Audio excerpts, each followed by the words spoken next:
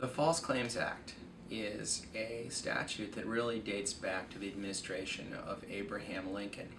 And what happened during that period was that we were obviously involved in a civil war, and the government for the first time was using contractors. The Union Army was using contractors in support of the war effort.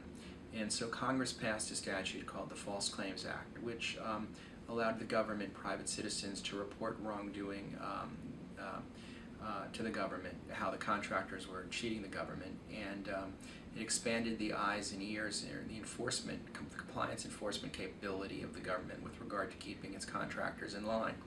In 1986, the statute was reinvigorated during the administration of Ronald Regan, and during the Obama administration, it underwent two changes.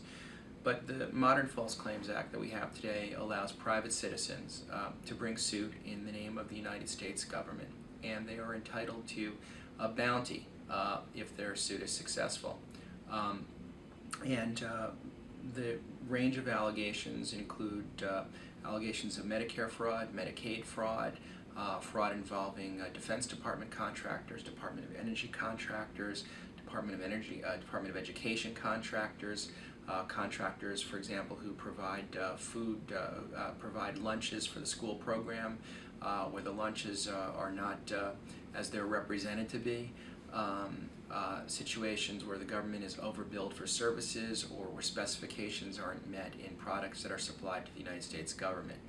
A number of states have passed their own False Claims Acts, and those statutes allow the states or individuals to bring suit in the name of the state where the state has been cheated of services or proper products. So people want to know generally what's the difference between the False Claims Act or a False Claims Act complaint and a qui tam complaint. Qui tam simply means in the name of the king. Really it's the same type of thing. People refer to a false claims case as a qui tam case.